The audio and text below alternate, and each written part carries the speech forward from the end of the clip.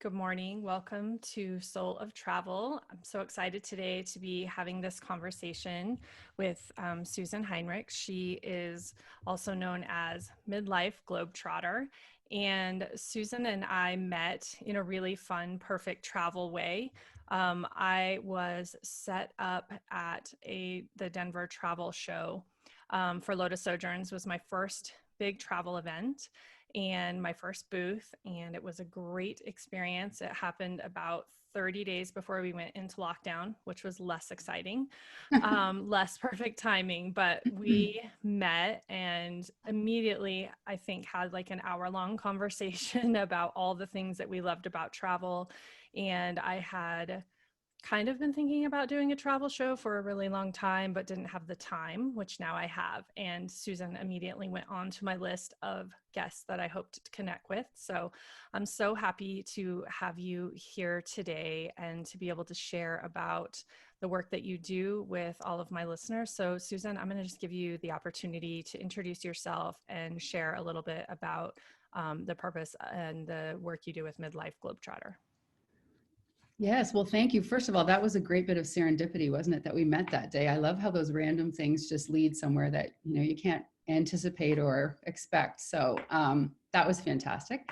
Thank you so much for inviting me. I've loved watching your previous episodes with all your interesting guests.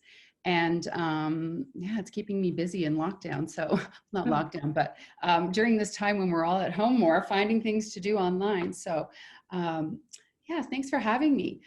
So Midlife Globetrotter, that's a new project for me. I'm a writer.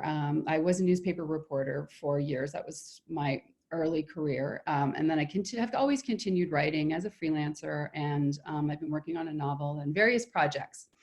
Anyway, so I'm a writer and I also love to travel. So when I had a young family, well, first of all, when I was younger, I've always had wanderlust. And so when I was younger, I did a fair bit of travel, a little bit of solo travel, and always loved it. When I had a young family, I didn't travel as much. And I think we certainly did some family travel, but of course, it's different when you travel with your family. And I didn't realize how much I missed those more sort of adventurous international experiences. And then in 2017, I had a chance to go to India. Friends of mine were going and they asked me to join them. At first I said no, because I said, there's no way I can leave my family for almost 3 weeks. My boys were 14 and 17. I have two teenagers who are now 17 and 20. And then I decided to go. And the amazing thing, it was the first time I had done a big trip without my family. And it was just so different, with all the layers of sort of the obligation of everyday life peeled away, mom, the job obligations, volunteering, wife, all the rules and obligations that we have, and happily so. But I think that's the amazing thing for me for travel generally. And that particular experience, I remembered how it felt to be just Susan. And that was just such an amazing feeling. And so I committed to myself that since my boys were getting older, I would find a way to travel more and travel without my family. So I love traveling with my family, but I realized those experiences where I'm either on my own or with, a friend or whatever, other women, were just fulfilling in a really different way. So I began traveling a little more in the last few years. And as I looked at what I wanted to do in the next phase of my life, I realized that I have a travel for passion. I also have passion for travel, passion for empowering women and girls, which is a cause I've been involved in. And so Midlife Globetrotter is a combination of those things. It's a place where I write about midlife, I write about travel, how those two intersect, and hopefully it's a place where women can go and get inspiration and practical information about creating the midlife that they want, is kind of the bigger theme of it. So that's a little bit of a long answer, but That's okay. That gives you the overview. Yeah, I love that. I love too that you mentioned that this project combines all of your passions, because I think that's something that's really inspiring as well, especially for women in midlife. That I know that was part of my seeking, was to really tie into what are the things I love. How can I make that my work from now on? Like, I don't want to be doing things that I don't want to do. And I actually met with a business coach who, or I guess a purpose coach, if that's what she called herself. Oh, interesting. And she said, just tell me about the things you loved when you were a kid. Tell me the things you've loved as, you know, you've grown up. What did you study? What were Mhm. your favorite things you studied? And just kind of went through all these things and had me talking. And she said, have you ever thought about starting a travel company for women? No, but wasn't that the most obvious I answer? was going to say you hadn't, even though you'd worked in travel all those years. Yeah. Wow, interesting. I mean, I had thought about a family travel as I had a young family, and I had thought about adventure travel and responsible travel and all of these things. And I think in my mind, I had maybe thought that they might be for women, but I've never had written on a piece of paper, like, I want to launch a women's travel Mhm. company. And so then I had that moment of like, I could pair all these things I love: travel, creating community for women, connection, and then also helping people to kind of like you, like begin to understand who they are, how they show up in the world, and use travel as a tool to access that. So I think that's definitely where, when we met and realized that was what our passions were uniquely, that we just were like, oh, we could talk for days on the importance of this. And so I think that's important, because I think we get caught up in all those roles, and we definitely lose the idea that we can do something for ourselves. And then I went through the conversation of feeling a little bit guilty about it, right? I have 3 young girls. How can I take off traveling? And Hashtag mom guilt. yeah, right.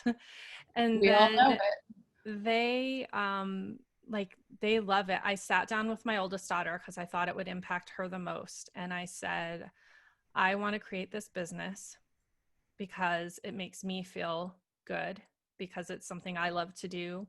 And I said, I need to do something outside of just being a mom. And I said, I know you're going to be a little bit upset about the time it's going to take from you. And she's such an old soul. I think she was 8. She's like, Mom, I just want you to do something that makes you so happy, and it will make me really proud of you. So you're that. like, Aw, okay, we I can let love go of that. that guilt. Yeah. You And have 3 girls. now, I have 2 boys. You have 3 girls. It's so fun to hear different. I'm different not sure one of my perspectives. boys might have said that to me at 8, but that's Maybe. amazing.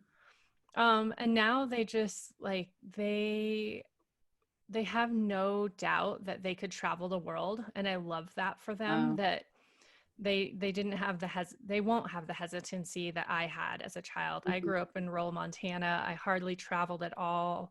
I didn't get Right. on an airplane until I was, in my late teens, and certainly didn't travel internationally. And my oldest, she went to Belize before she was even 1. So Wow. she's So been amazing. traveling, it's just such a different shift, and I love the perspective that it brings. And so I guess to go back where I started is that I did it for me, but really it is for them as well. And I Mhm. didn't I didn't have that awareness until I started looking at it and talking to them about it and getting them excited about travel. And I also work with or different women's organizations. I partner that with my travel. So we'll go and meet with an artisan group or other organizations to support women in those countries. Oh, And so amazing. I love that.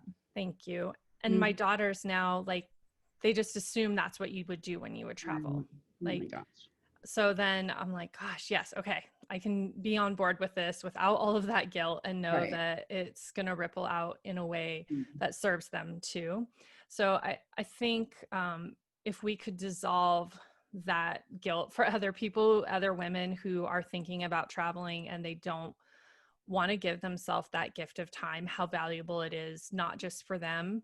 Mhm. And then I'm sorry, I'm totally taking the mic time, but I'll share No, with you I in a love moment. hearing all about what you're doing. It's so um, interesting. the other thing that I really found is that as a mom, and I've been a stay-at-home mom primarily for 10 years before I launched my company, um, I took care of everything, right? Every single thing for the kids. And I up and left for 2 weeks for the very first time. And my husband really got to show up as a full-time parent, Mm-hmm. which I was terrified for because I held the reins.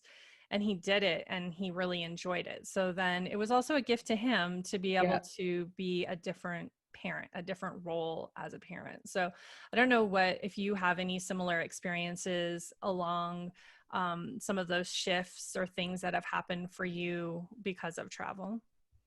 Um, yeah, well, it's so interesting because I think there's a lot of parallels between midlife and travel. You know, midlife is a time when you're naturally, for me, and I've talked for lots of other women that I've spoken to, midlife is a time when you naturally sort of um, step back from some areas in your life to take the bigger view and think about the ways that your life is currently aligned with, you know, what you want to be doing and who you are.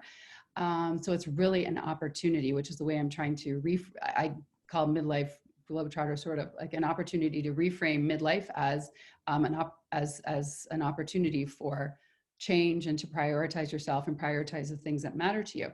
But I think that travel can also do that because you're pulled out of your everyday life, and so it gives you this bigger picture. And that's why I think travel is particularly amazing and has been for me.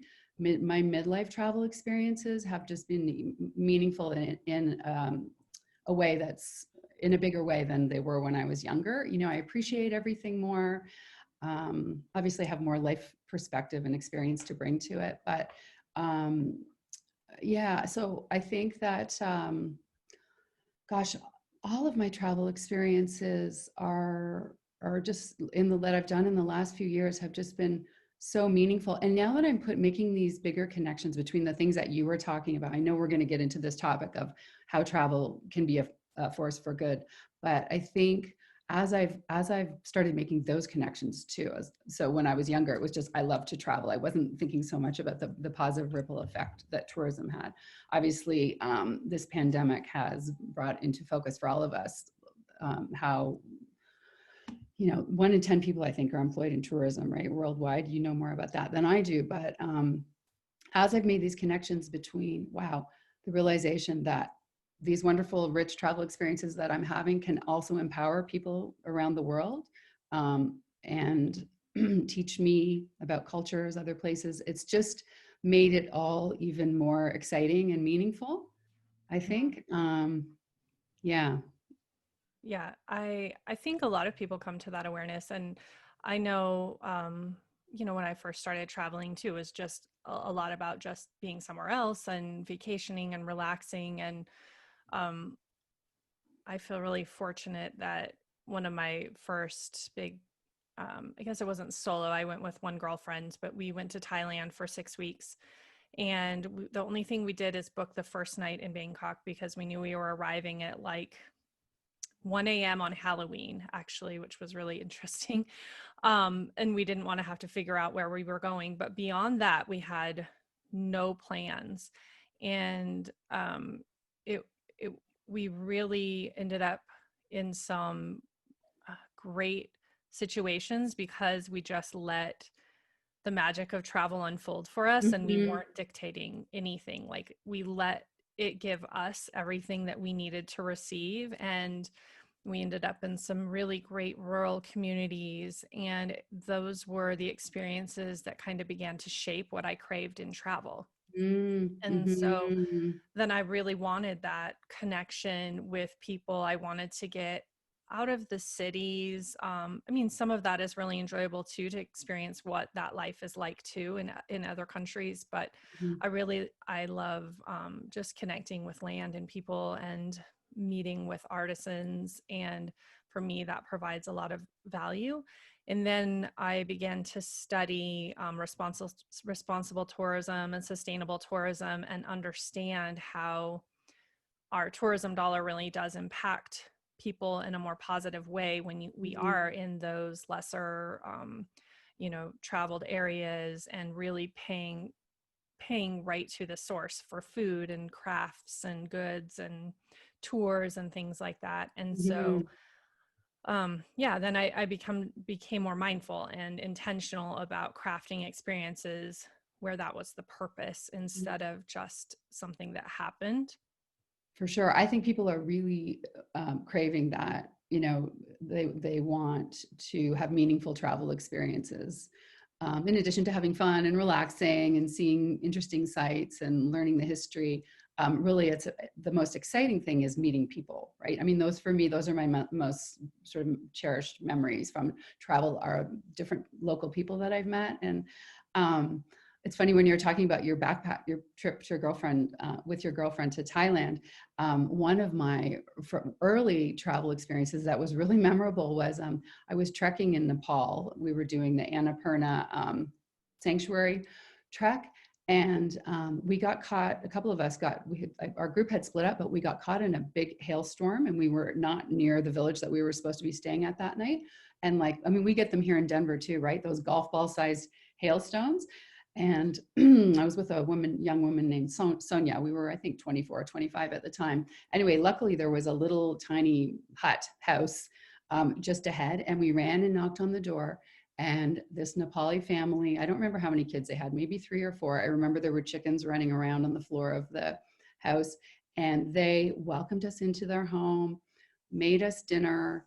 These people that had almost nothing, and gave us a little, I think they put a mat or rug or something down so we could lay our sleeping bags down, and we slept on the floor of their hut for the night. And I'll never forget that. I mean, the chance to have such an intimate experience where you're welcomed into this home, but also just how, friendly and giving and everything they were. And wow, so amazing. It's just, yeah, that's just really stayed with me. And I think those sort of unexpected connections that you have an opportunity to make with people whose lives are so different than yours are what make travel so invigorating and make you feel so inspired and alive. For me, that is anyway what it's all about. Yeah, I agree. I love connecting with people anyway, but connecting when I travel and enjoying a moment in someone else's space and their life, and just kind of getting to share it with them, and without it being a part of a real staged travel experience, which often, you might find if you're in a resort or something like that, where you just don't quite tap into that authentic moment. And both have their place, but for me, Sure. that's what I really enjoy. And then also, I feel like those moments offer us the opportunity to really see ourselves in each other.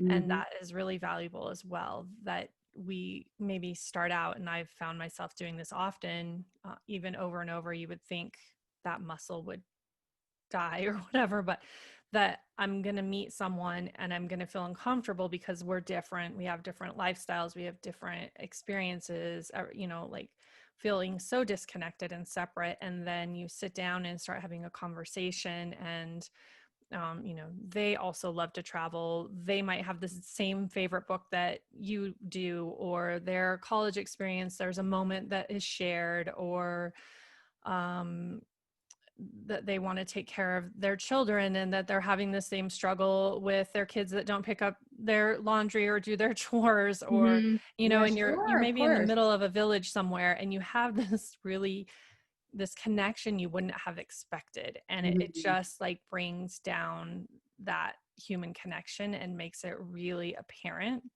And then Mm-hmm. those are the things, like you said, that I just carry with me in my heart. And when you then recall that experience, that defines it does break down that muscle. Like, it redefines how you perceive people and culture in that area, because you've had that moment.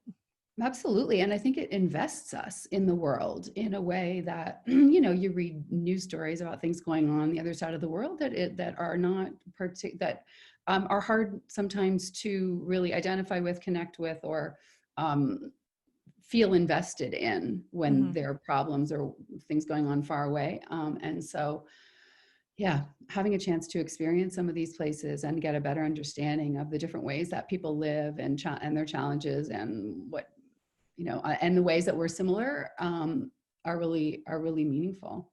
Yeah. So yeah.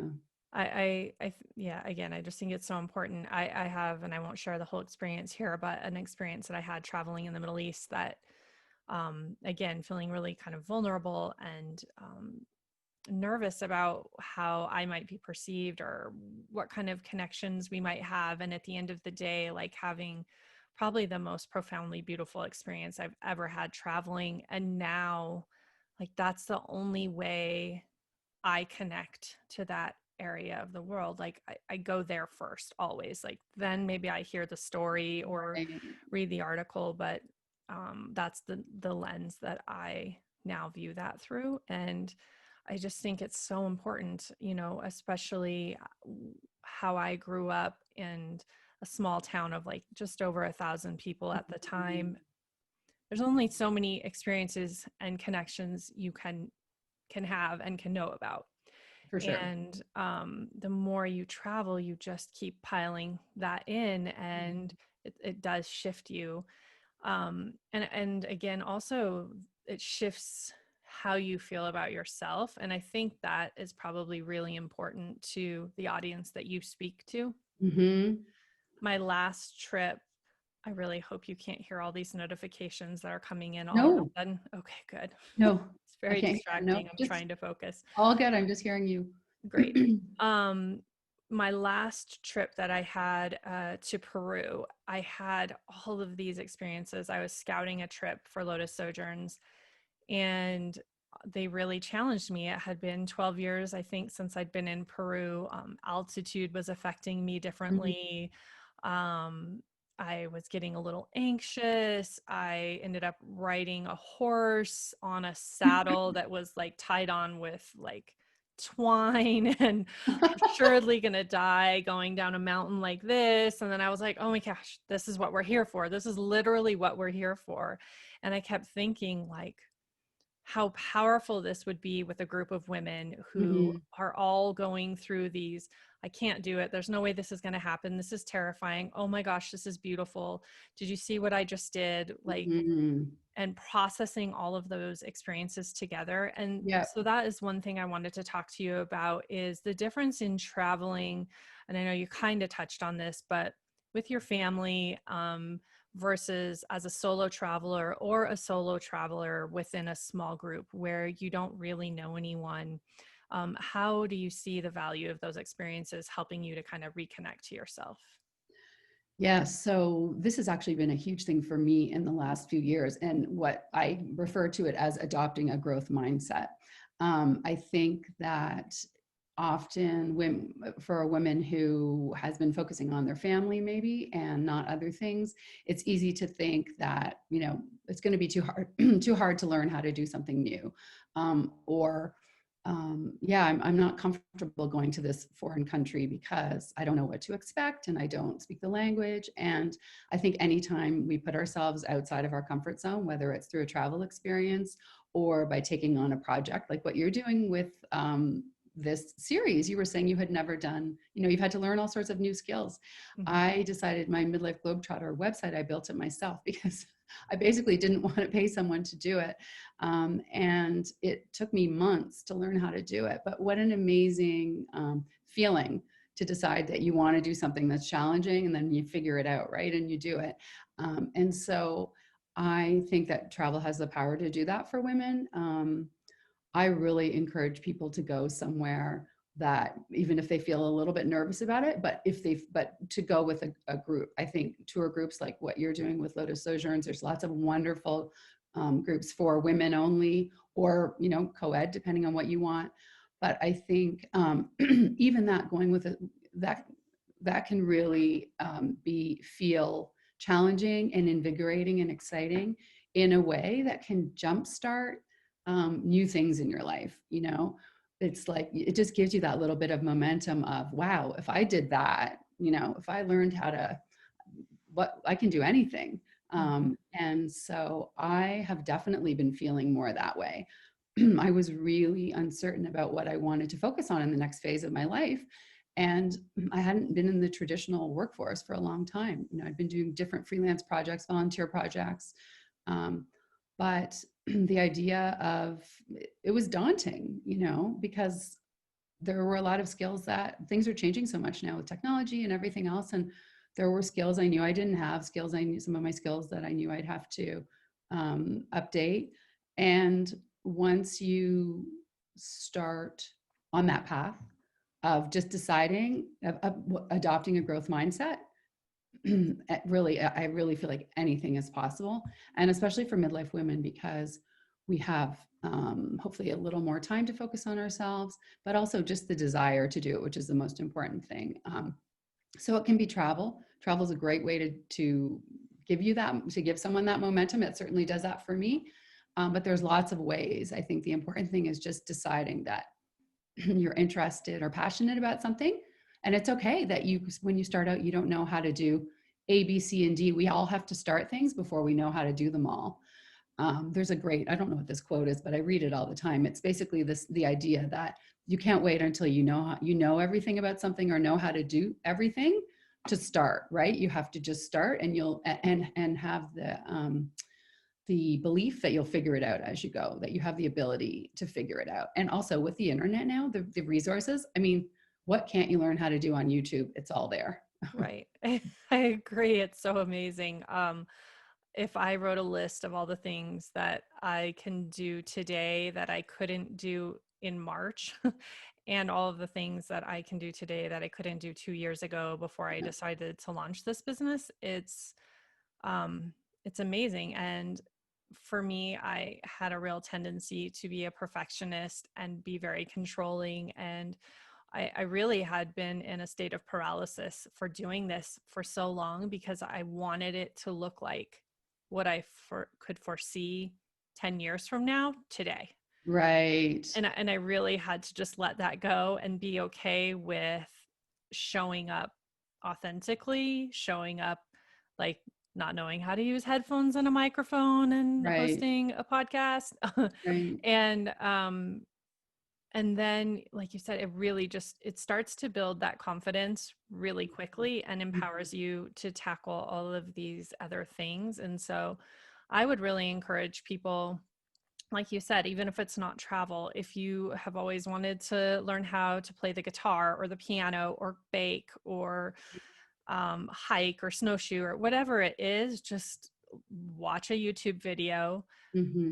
go buy one piece of equipment if you need a piece of equipment or whatever, and just like take one step and Mm-hmm. then take one more step. And then all of a sudden you will be down this path that you couldn't have projected. And it's I really, really agree. valuable.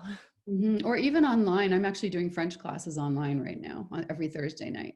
Yeah. So my French has been mediocre for years, and I'm really committed to finally improving it and putting in the time that's needed. Hmm. And so anyway, I'm just doing it online. But even that feels exciting. There's lots of ways to get that feeling that travel gives us that Hmm. you don't have to travel. You don't have to travel to get. I'm also working on my photography. That's just another example of something that makes me happy. I'm excited about. I'm a very average photographer, but I know, it just would require practice and time. And so when I'm taking pictures, it's not quite the same as, being in India and taking pictures, but it does give me a little bit of that feeling of just sort of creativity and excitement. And yeah. Yeah. That lends so nicely to a question that I have been diving into. And it's what is one thing you do when you travel that could create real change in how you show up in your day-to-day life if you brought it back into your everyday experiences? So like you mentioned, photography is one thing that you maybe typically Mhm. reserved for travel, but now you have brought back into your life. Is there something else that you would play with in that space? Such a good question. There's probably lots of things that I do when I travel that I'd be better off doing here as well. I think one would be taking the time to try and learn about people who are different than you are, and you know not exactly put yourself in their shoes, but I think when we travel, we realize we're in a different place, and we're very open to people who are different than us. And hopefully that's why we travel, right? Because we want to learn about a different culture and different people, different life. And I think we could all benefit by doing that a little more here.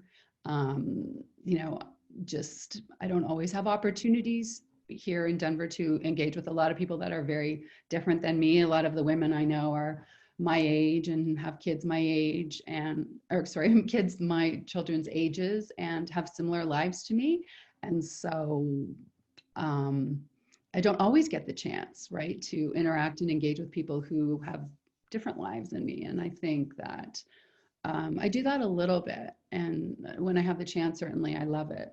um, yeah, I'd like to do more of that. Yeah, I think um, I kind of had stumbled across this in my own life, especially in the absence of travel, right? I started thinking about, why am I craving travel so much? What Hmm. does it give me that my own life, my daily life doesn't give me? And then how can we bring that like as a practice back into our lives? So I've been toying with this art of travel and like a practice of travel. And I agree, like how we connect with people is so different in travel than in our daily life. And Hmm. I kind of have this picture of myself getting off the airplane with my backpack, and no one knows who you are. And honestly, you could be someone else every time you stepped off the bus or the train or whatever. You could reinvent yourself 50 different times over a Right. 2-week trip, right? You could play with who you want to be.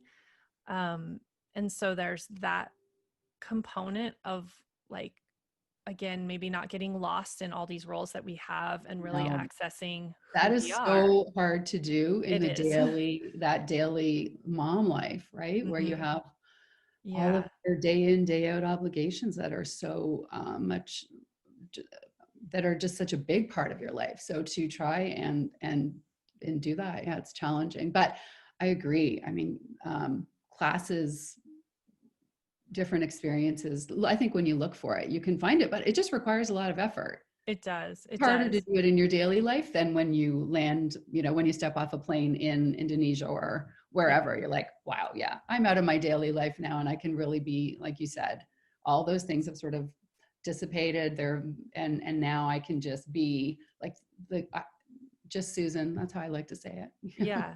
And then that can be hard too. I mean, if I've traveled with a group, not my group per se, but you still feel yourself like pulling toward a role of like Sure. caretaker, organizer, or whatever your role, Caretaker, organizer. Yeah. yeah, Check. is like. That's And true. I mean, you still are who you are, right? Those right. things don't at your essence. But I think that's a part of it as well, is that you can remember parts of yourself that are really like the essence of who you are, that you may have just kind of that you've kind of pushed aside because you didn't really have time for them when you were busy taking care of everyone else.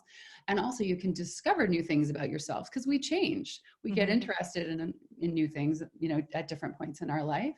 And I think in the like all the noise of everyday life, sometimes it's hard to hear these things about yourself that are waiting to be discovered. And so, yeah, if you can figure out how to do that in your daily life in Denver, then Yeah, I that's, think that's you know, that powerful. that's a great, it's really powerful. And I think it's something that a lot of women are trying to figure out how to do. Mhm. A lot of what I hear from a lot of midlife women is they just want to feel more free from daily obligations to just be.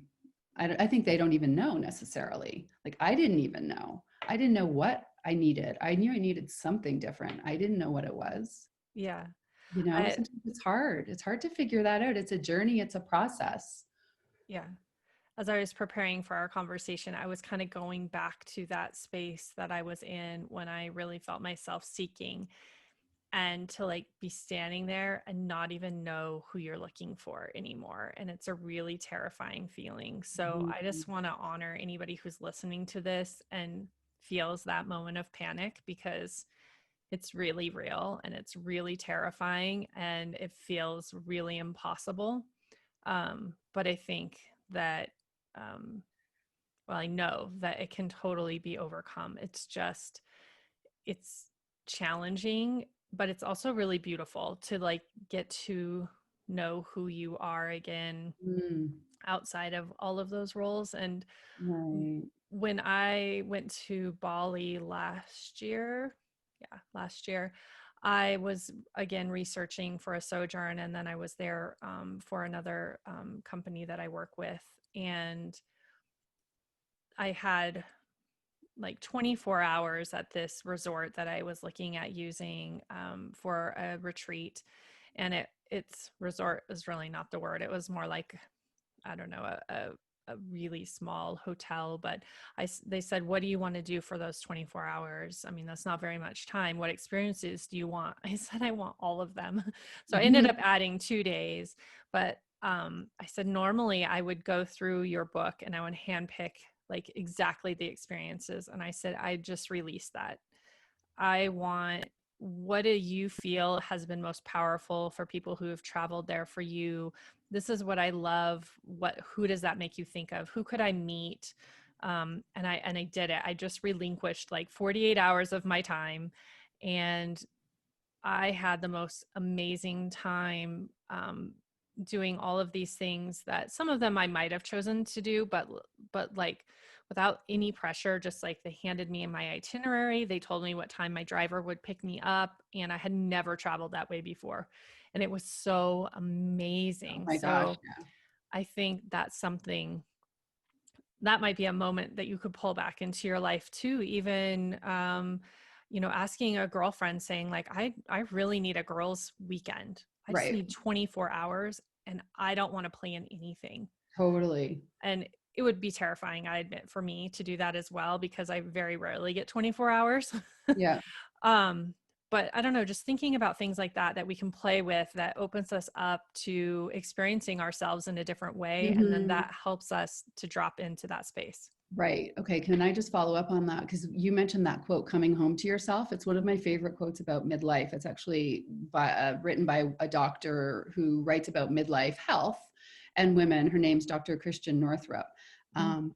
And she talks about what you were describing if women are feeling scared, unmoored. I call it midlife vertigo, like everything all of a sudden is sort of off kilter. It really is like a part of yourself sort of whispering, wake up, pay attention. You need to really think about these things. So I know it's uncomfortable and unpleasant. It is also a huge opportunity for you to make any changes in your life that you need to make or want to make. And it's happening for a reason. So I encourage women who are experiencing it to like go forward and just try things, have fun, try and discover fun in your life. But I love that quote. One of the chapters in the book, one of the books that Dr. Northrup wrote is coming home to yourself. And I really feel like that is what midlife um, that's the midlife opportunity. Is it's an opportunity to come home to yourself, return to any of the parts of yourself, things that really matter to you, that got lost in the shuffle of everyday life for the last whatever number of years. Like we both have families, so we've talked about that, but it's not just people who have families. Women work very hard in their careers, and put aside a lot of their own passions and interests and self-care and whatever it is in their daily career because of their daily career obligations. So anyway, coming home to yourself, yay, 3 cheers for that. I just think it's so important and powerful to figure out what matters to you most and Yeah. and then line up your life as much as you can with those things. Yeah. I wish I had the quote on hand. I just read it this morning, actually. But that Brene Brown said something about when midlife starts whispering, and then when it's not going to whisper anymore, that it's going to Right. be really in your face about what you need to do. For sure. Um, and I think that also feels really true. I remember being like 30 and being aware of all these women in their 40s who are making these major transitions. And then as I got closer to 40, I'm like, what is it about 40 that just like is the catalyst for all of this like upending and change and overthrow. Mhm. And now that I'm in it, I'm like, oh, I get it. It's just that the inside of you is, if you're not living, if you've forgotten who you are and you're not living a life aligned with that person, Mhm. it becomes so loud. And then it sometimes requires a dramatic shift, and Yeah, sometimes you can do it in smaller increments, and some people totally. just need to, And toss it apparently there's out. some women who don't experience this at all. I Yeah. don't know who they are, and I would Yeah. love to chat I with don't them. either. But yeah, it's different. It's totally different for everyone, right? That's the beauty of it. It's just it's your own sort of unique experience and opportunity to, well, like you said, make changes in your life. And they can be really little. They can be deciding you want to get outside more and go hiking on the weekend. I mean, whatever it is, does not have to be getting on a plane and going to India, although I think that's the most fun personally. Yeah, I agree. I mean, actually, I have been just dreaming about getting on a plane and going to India for several weeks right now. So, um, but yeah, I think also honoring those small changes, because they might feel small, safe, or accessible in the moment, but Mhm. getting out and hiking today might lead you Oh to my gosh. Annapurna. The Like hi it Yeah, I just was gonna might. say, or Peru, right? Yeah. It's Yeah. like, oh wow, suddenly two of the women that you've been hiking with in the hills in Denver are going to be going on this hiking trip to Peru, and that seemed really scary. But you love these women, and wow, I'll go to Peru. Like, I mean, just taking any step forward to doing something that makes you feel good, that makes you feel happy. You don't know where it can lead. None of us ever know where any of these things that we try are going to lead. I don't know what Midlife Globetrotter will be. But I just am doing it. I'm just sort of moving ahead with it because I love it. I'm enjoying it for now, and I'm learning new things. It's challenging, and I'm meeting new people. And yeah, I mean, that's just, I think that's the process, or Yeah. process. I'm actually Canadian, so we say Yeah. process. Yeah, I agree. I think that is a part of, like we said, where how you can tie travel to your daily life is that you can, um, just take these little journeys and whatever they look like, and bring Mm, that into your practice. absolutely. Um, well, I would love to, um, give you a moment if there's any certain things you would like to bring attention to in the work that you're doing. If you have any projects coming up, if you want to share where people could find your blog, and I love all of the information that you share, and I think it would be really relevant for people who have enjoyed this conversation to dive a little bit more into. So I want to make sure that you share that with us. Oh, yeah. Well, my website is midlifeglobetrotter.com. And the content is, like I said, it's resources for women who want to travel more. And more broadly, I write about midlife health and happiness. The health piece is small for now. It's some of my own sort of experiences about prioritizing my prioritizing my own health more at midlife, because I've had some health challenges that I've had to overcome. But so yeah, midlifeglobetrotter.com. Come and hang out with me. Read. I have a Facebook page as well, which is Midlife Globetrotter. And so you can follow the page, and I'll be posting updates there. I'm also on Instagram um, at midlife.globetrotter. And those are the main places that I hang out. And then otherwise, I would encourage people to when they travel, I would encourage them to do just a little bit of research about women and girls in the country that they're going to. So I am passionate about the opportunity to. Research shows that educating girls is the best way to address global poverty, and so that's a cause that I've been involved in for a while. But there are wonderful organizations all over the world doing amazing work at educating girls. And so India, as one example, is quite patriarchal still. And so girls don't attend school as often as boys. I mean, we know that's the case in many developing countries. Um, and people sometimes ask about bringing little gifts and toys and things to give out to kids in India. And it's actually not encouraged, because it kind of fosters a culture of begging and kids running up and asking for things. And it's not really what they want to happen. there. So I always think a better thing to do is before you're going somewhere new, educate yourself a little bit about the place. And I really believe in the power of educating girls. And so rather than take gifts or something like that, I'm always in favor of making a little donation to an organization that's supporting educating girls in the country that you're visiting. In Denver, there's a fantastic organization called shadika.org, shadika.org, that I've done some work with. And they educate and empower girls and boys, actually. In India, they educate boys about gender equality. So that's a really cool organization. Yeah, and then I think being really mindful of the tour company that you travel with is important, because if you're traveling with a tour company like yours that is prioritizing empowering people in a positive way with our travel dollars, then as soon as you pick the right tour company, that work is done for you. You know that your money and your travel experience is going to have a positive ripple effect in Peru or India or Ecuador or wherever you go. And so, yeah, I think a little research goes a long way and makes the experience more enjoyable. Yeah, thank you. And And thank you educate a for girl and change the world. That's my favorite. I yes, I feel like as soon as you mentioned that, I was like, oh, that's definitely something we talked about in that hour-long initial meeting. Right. That's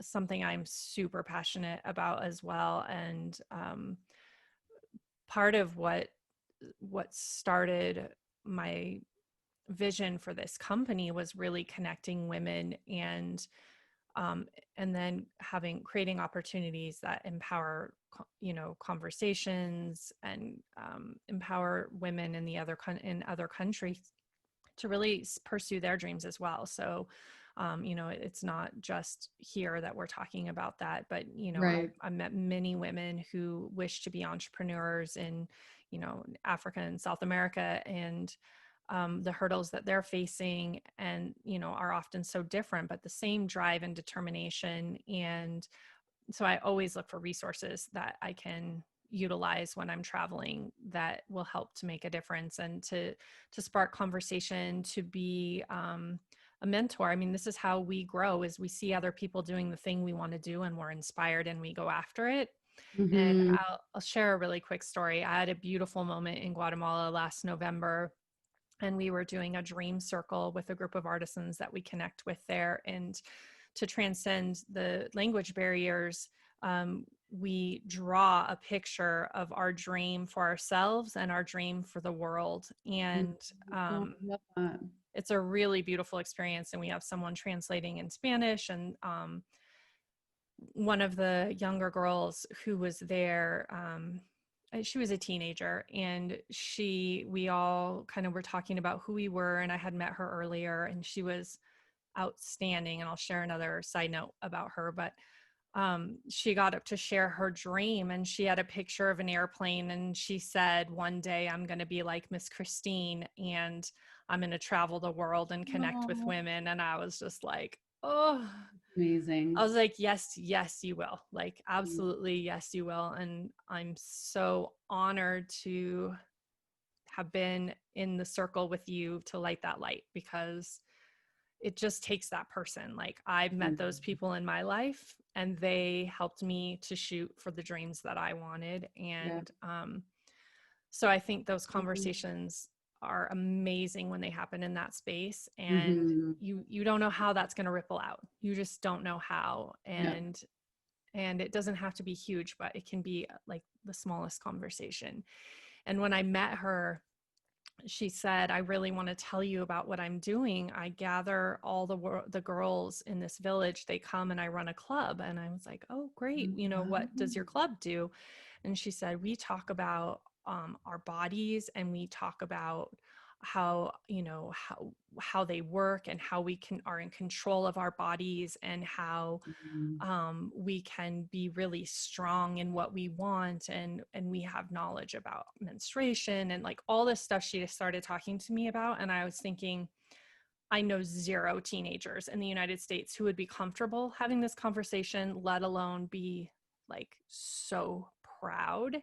Incredible. How old was And she? It was amazing. What's that? Oh, sorry. How old was she? I think she was probably around 15 or Okay. 16. Oh my gosh. And I just thought, again, it was one of those moments where like the giving, receiving, teaching, and learning goes both ways, always. Like Yeah, the it's so minute that true, we right? step into a space thinking we're teaching and we're giving and we're any bit better, every time you will be knocked right back out of that space. And it's, if you are open to it and aware of it, like that's for me one of the beauties of traveling. But yeah, So I think inspiring other women to reach for their dreams simply just by living your dream is something that's really powerful. So I'm excited to have met you and to have seen how your journey has led you where you are and how we have these parallel paths in helping other young girls have education. And I've definitely seen where that ripples out. Like it's 100 million% true. And you really see it when you travel internationally. But it's really important in the United States. It's really important everywhere. And this could be another 6-hour conversation, I think. So I that'll appreciate have to so wait for much. another travel show. Yeah, Post we'll COVID. Post COVID. bring that up. Actually, I would love to do a travel panel really looking at that. So maybe Mm. I'll put you on the Oh, list for oh, that so many on the next opportunities and list. ideas.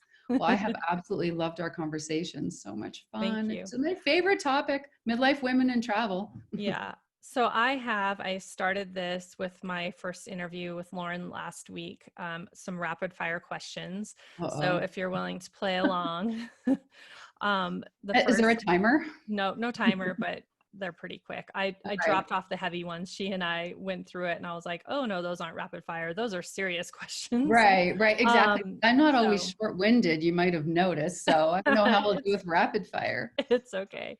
So what is your favorite book or movie that offers you a travel escape or inspires you to take an adventure? Oh my gosh.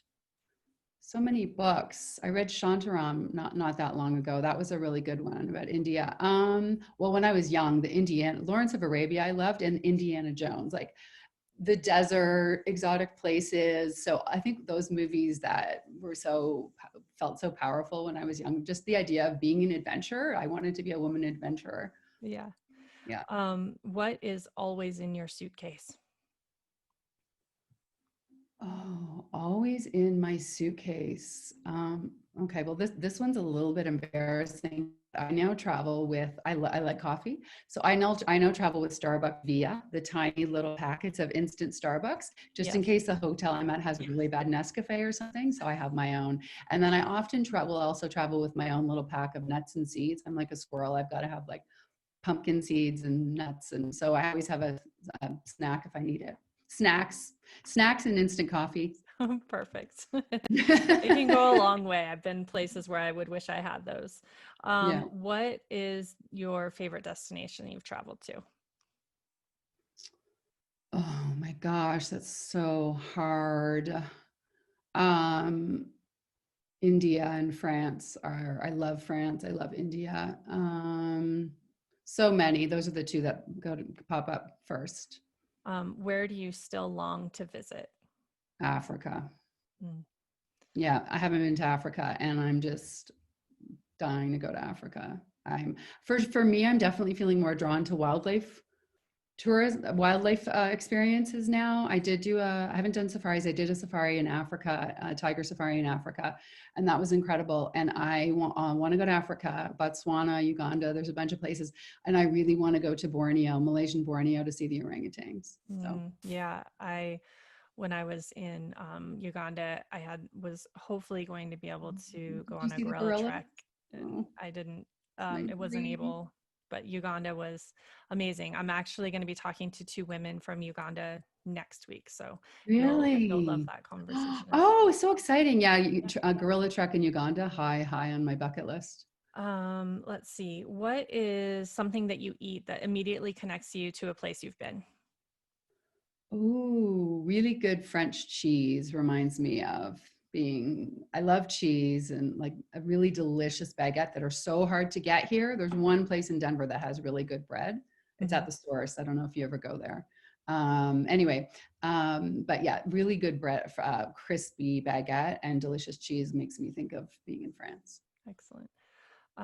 Let's see, where am I at? Who was the person that inspired or encouraged you to set out and explore the world?